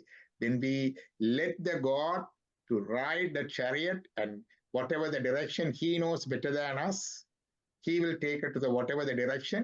We just go as per the direction, but do our duties, do our sadhana, duty and everything, like shooting the arrows. நன்றி நன்றி, மிக்க நன்றி. மிகவும் நன்றி. 2 அறிவித்தலை சொன்ன பிறகு panchayat master ரெடியா இருங்க, நீங்க தான் நடத்துது. நாளைக்கு காலை 9:30 மணிக்கு 9:30 AM UK time, 8:30 PM Sydney Melbourne டைமுக்கு ரஞ்சனி கிருஷ்ணமூர்த்தி அவர்கள் வந்து பேச இருக்கும் தலைப்பு சிவா அண்ட் சக்தி. இவருடைய ஆங்கில பேச்சு தமிழாக்கம் செய்ய சிட்னி ஆஸ்திரேலியாவில் இருந்து குமாரசாமி பிள்ளை மாஸ்டர் வருகிறார். பேருந்து 11 மணிக்கு UK நேரம், 4:30 மணிக்கு இந்திய இலங்கை நேரம் கிரிஜாராஜன் அவர்கள் பேச இருக்கும் தலைப்பு பஜ கோவிந்தம். இந்த நாளைக்கு இரவு 8 மணிக்கு டாக்டர் நவரத்னருடைய பேச்சிற்கு வீரமணி ஐயர் பற்றி பார்ட் 1 அவர் பேச இருக்கிறார். வீரமணி ஐயர் உங்களுக்கு எல்லாருக்கும் தெரிந்தார், அவரை பற்றி பேசுவார் டாக்டர் நவரத்னம். அடுத்த பஞ்சாட்சரம் மாஸ்டர் நீங்க பேசலாம். எல்லோருக்கும் வணக்கம். லம்போதரன் ஐயா அவர்களுக்கும் வணக்கம். நான் நீங்கள் திறமையாக எங்களுக்கு வடிவாக எங்களுக்கு வேதாந்தத்தை பற்றி தெளிவாக கூறியுள்ளீர்கள். எனக்கு மற்றது நீங்கள் கிறிஸ்டியானிட்டி இஸ்லாமிக் பற்றியெல்லாம் சொன்னீர்கள். இந்த புத்த சமயத்திலே கடவுள் இருக்கிறாருன்னு சொல்லவில்லை, இல்லையன்னு சொல்லவில்லை. அதால புத்த ஃபாலோ பண்ற மக்கள் ட்ரெண்டையும் மாறி மாறி கூறுகிறார்கள். இந்த விடயத்துல நீங்கள் வேதாந்தம் என்று சொல்றீங்களா, வேதம் என்று சொல்றீங்களா? புத்தர் கூறியவற்றை. புத்தர் is a new thinker. அந்த நேரத்து சாரி ஐயா, நான் உங்களுக்கு இந்த கேள்வி கேட்டது சாரி. இருந்தாலே நீங்கள் தெரிஞ்சது கேள்வி, அது நல்ல கேள்வி. எப்பொழுதும் வந்து அந்த நேரத்தில் இருந்த பிரச்சனைகளுக்கு அந்த நேரத்துல ஒவ்வொருத்தர் ஒவ்வொரு தீர்வை சொல்றது. புத்தர் வந்து பொதுவாக மக்கள் தங்களுடைய வாழ்க்கையை செப்பனிடாமல் வழிபாட்டிலேயே காலங்கழித்த ஒரு யாகங்கள் வேள்கள் என்ற காலகட்டத்துல வந்தவர் புத்தர். அவர் சொன்னார், முதல் you have to perfect your self. அதான் அவருடைய இது. அவர் கடவுளை பற்றி ஒன்றும் சொல்லல, பஞ்சசீலம் இதுகளை பற்றி தான் சொல்லி இருக்கிறார். தட்ஸ் புத்தாஸ் வே. எங்களுக்கு நவீன காலத்துல வந்த உண்மையா புத்தர் வந்து சொன்னதின்படி என்னன்னு கேட்டா, you cannot follow, you have to search for your truth என்றதான் அவருடைய வே. அதுதான் இருந்தது. ஆனா அதே ஒரு ஸ்கிரிப்சரா வந்து புத்தமா வந்து சமயமா வந்து புத்தரே ஒரு கடவுள் ஆகிட்டார்.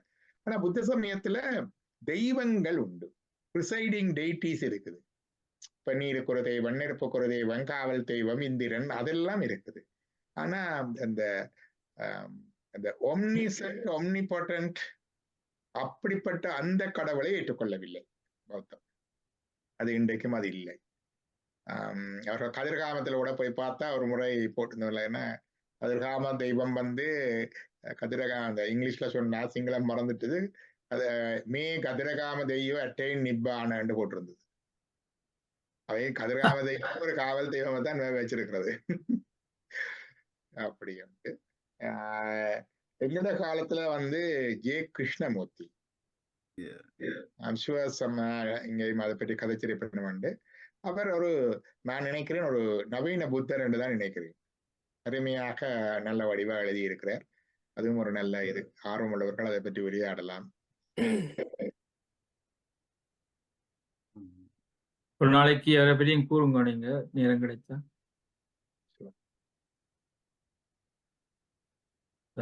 டாக்டர் நவரட்னம் உங்களுடைய கருத்தை சொல்லுங்க. எல்லோருக்கும் வணக்கம். Doctor Lambotharan, I enjoy listening to your speech. நான் யோக சுவாமியினுடைய படிப்பினையில் கூறிக்கொண்டிருக்கின்றேன்.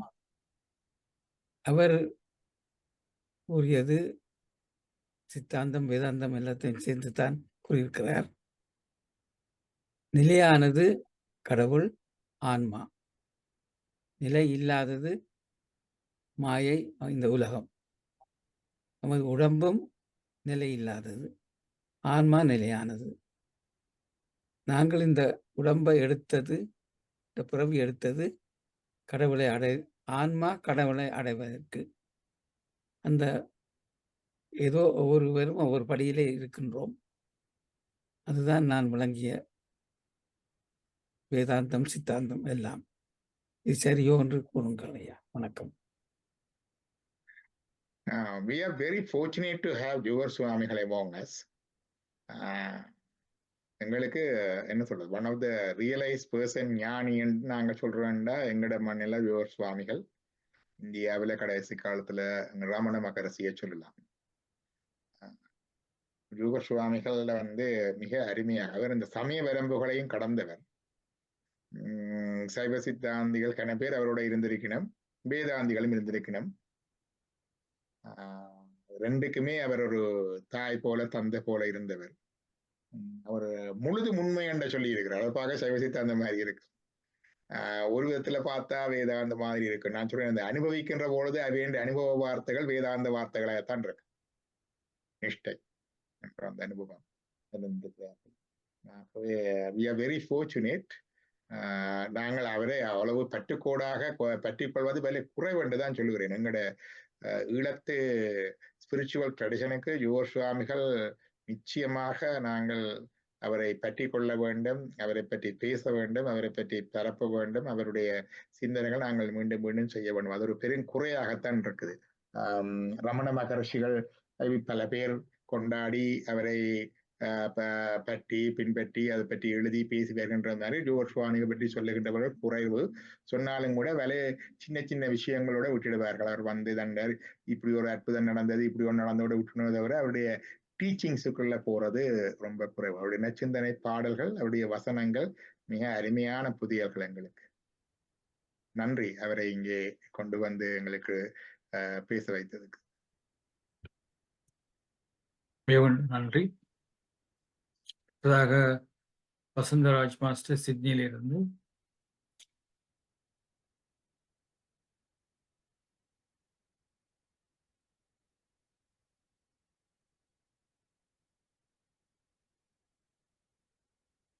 வணக்கம். லம்போதரன் ஐயா அவர்களே, நன்றி, வணக்கம். நீங்கள் உங்களுடைய சில இதில் நான் கேட்டுக்கொண்டிருந்தேன். நான் இந்த ஜப்பானுக்கு போயிருந்தேன். எனக்கு இந்த ஜப்பானை பார்த்தது பிறகு புத்தரில் ஒரு ஹையஸ்ட் ரெஸ்பெக்ட். என்னென்னு சொன்னால் அங்க எல்லோரும் நல்ல மனிதர்களாக வாழுகிறார். எல்லோருக்கும் சமமான வாழ்க்கை இருக்கின்றது. அந்த நாட்டை பார்க்கின்ற பொழுது எனக்கு நின்று ஒரே அதிசயமா இருந்தது.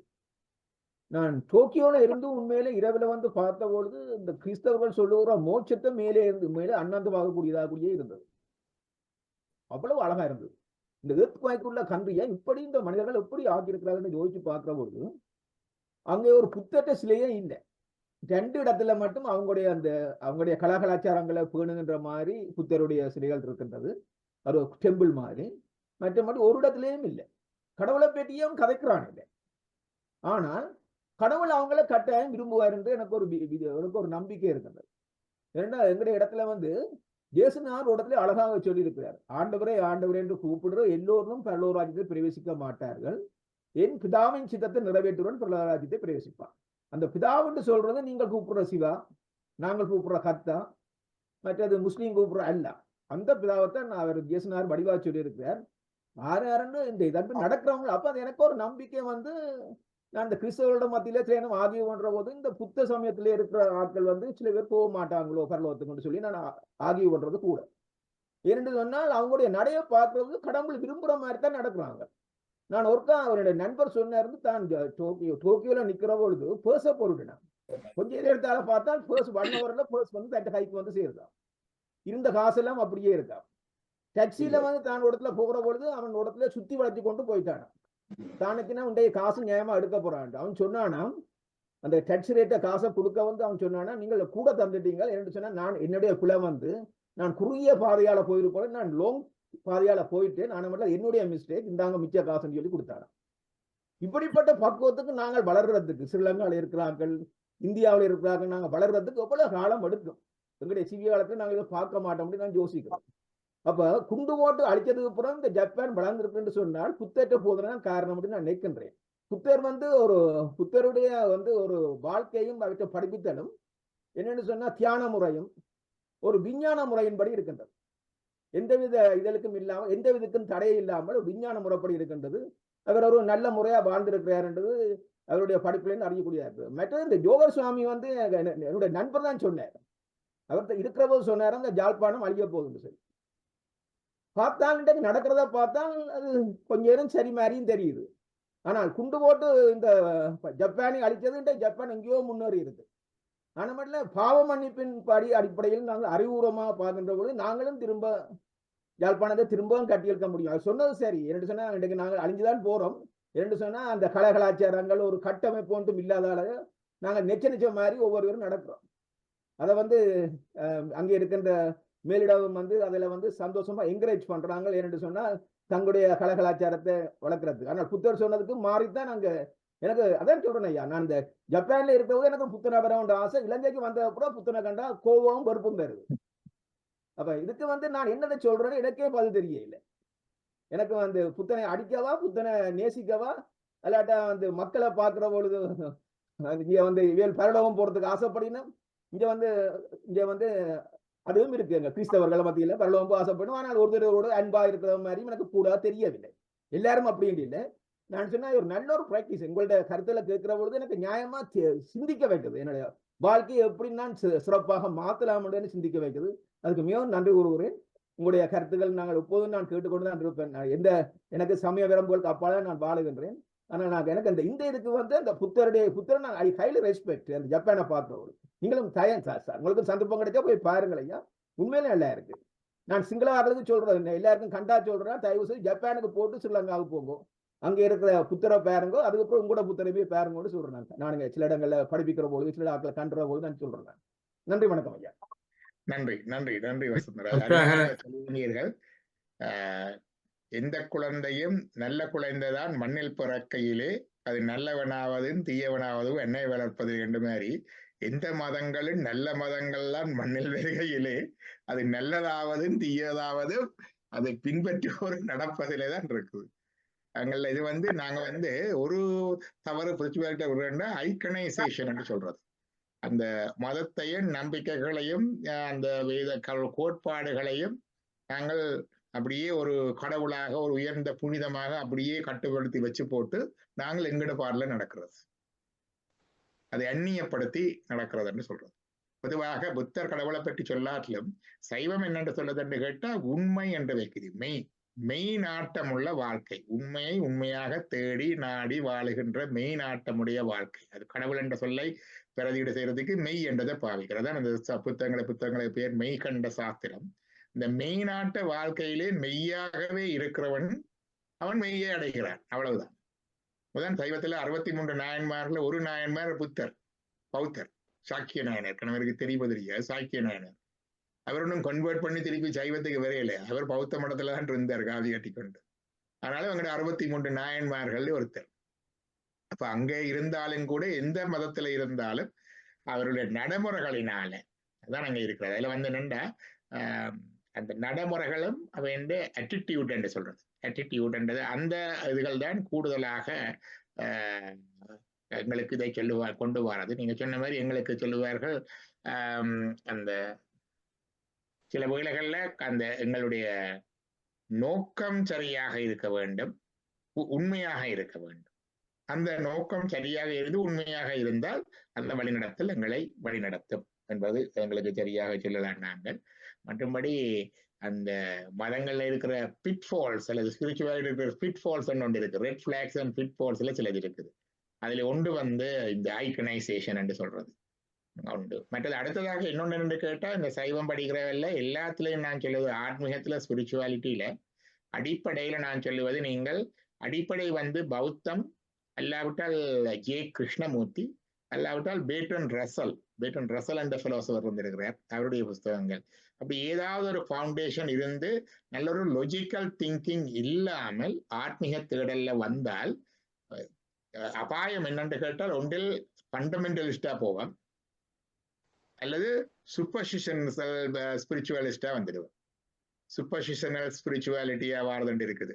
அது நடந்தோடனே ஐயோ இப்படி நடக்குது அப்படி நடக்குதுன்னு எல்லாத்தையும் தவறாக இன்டர்பிரேட் பண்றது உண்டு. அல்லது ஃபண்டமெண்டலிஸ்டாக போய் மிகுந்த அடிப்படைவாதத்தோட இதுதான் சரி, மற்றவன் சொல்ற எல்லாம் பிள்ளை வெட்டு கொத்தண்டு போற 2 அபாயங்கள் இருக்கு. இந்த 2 அபாயங்கள் இல்லாமல் கொண்டு அடிப்படையில எங்களுக்கு பௌத்தம் தேவை. அல்லாட்டிக்கு ஜே கிருஷ்ணமூர்த்தி அல்லது பேட்டன் ரசல். எங்களுடைய சைவ சித்தாந்தத்திலையும் அந்த காலத்துல படிப்பிக்க மெய்கண்ட சாஸ்திரத்துல இந்த மற்ற மதங்களை பற்றி சொல்லித்தான் படிப்பார்கள். எங்களுக்கு லோகாயுதம் என்ற மதம் இருக்கு, கடவுள் இல்லை என்று சொல்றார்கள்.